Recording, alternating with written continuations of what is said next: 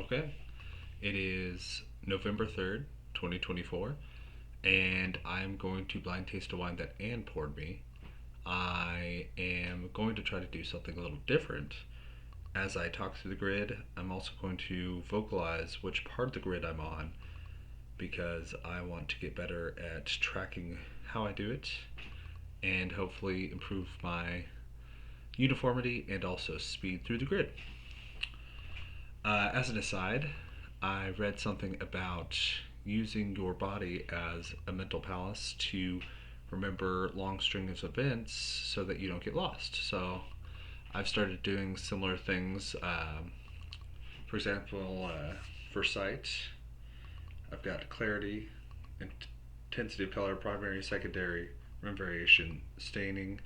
So I can hopefully run through the grid with my bodily sense. Yeah, it's kind of hard to explain, but I'll get a little better at talking through it. This is the first time I did it. So, picking up wine number one at 1 minute and 15 seconds. Clarity.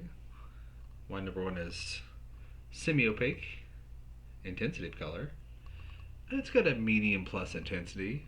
Primary color, ruby. Secondary color, a little bit of red, nothing crazy. Rim variation, it fades to a pink rim.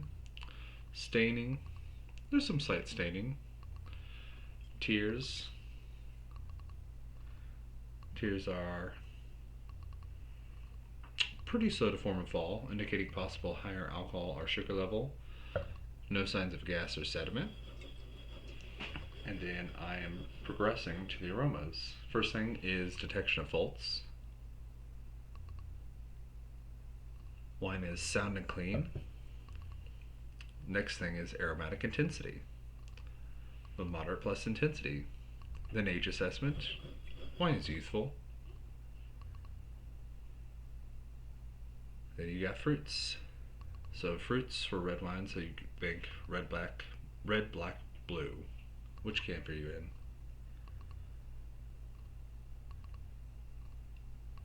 I'm going to say that I'm in the black camp. I am in blackberry. I'm in black cherry.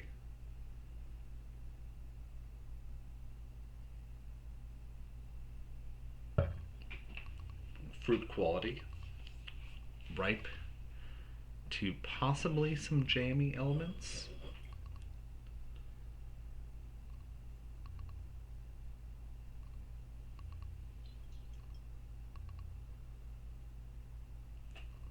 I'm going to leave it there.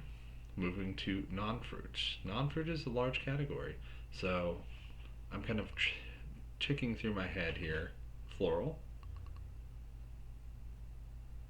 Some slight floral elements, nothing crazy, like a little red flower, but again, background, not defining characteristics. Bell pepper.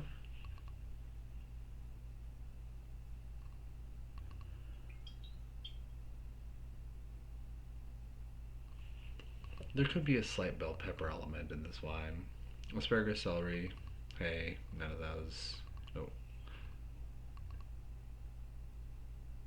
Maybe a little bit of a rosemary element.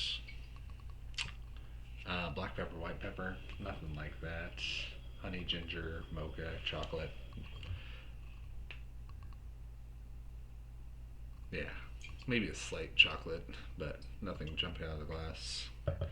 Secondary aromatics from winemaking, the yeasty, bready, doughy, that sort of thing. Nothing standing out. Usually that's more white wine.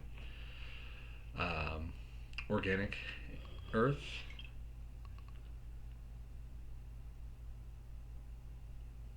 Not really. Inorganic earth, no. Oak presence.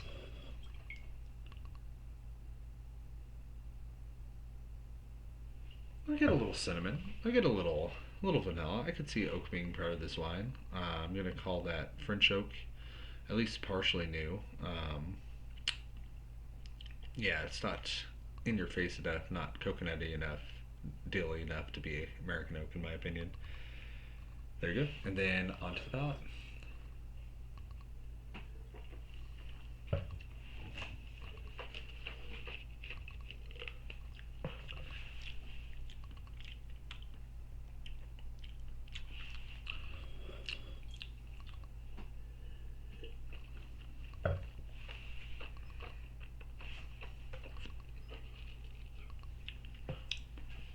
Mine is dry. Medium plus acidity.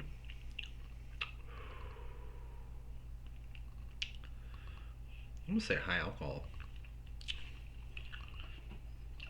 Medium tannin.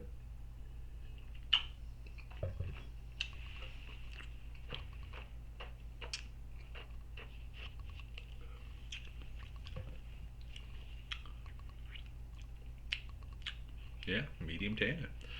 Um, kind of a lighter, lean, kind of velvety mouthfeel.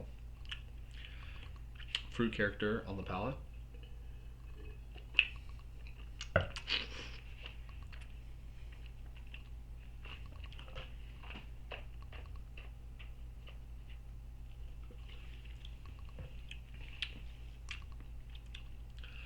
I like that blackberry call still. I still like black cherry. Almost like a black plum. Fruit is just ripe. Not the overripe elements I was thinking on the nose. On the palate, at least. Still think that red flower is a good call.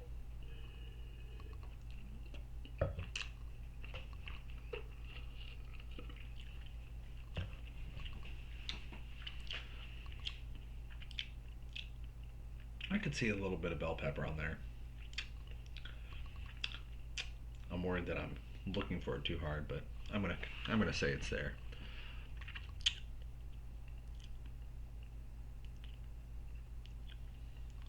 Don't get that rosemary. Still no organic earth. Still no inorganic earth. I still like the call of oak on this wine. I don't think it's a ton of new oak, but just a smattering of new and then used French oak. Balance. Wine is honestly a little simplistic, a little on the fruit side. Finish, medium plus. Complexity, moderate. All right. Initial conclusions. Old world, new world. I mean, based on the acidity, the alcohol, the fruit character, how ripe the fruit is, I'm going to say new world. Um, Possible age range.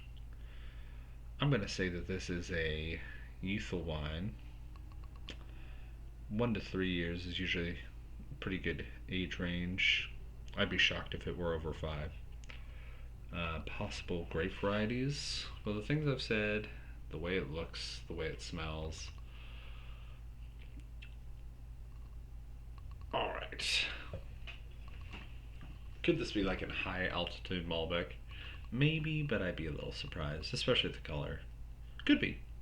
I wouldn't cry about it. Cab could be. Merlot could be.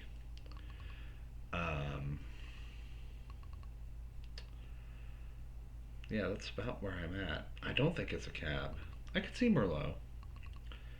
I would have wanted more red fruit, I think. But Merlot's not the worst call. It's got cab-like elements, but it's more restrained.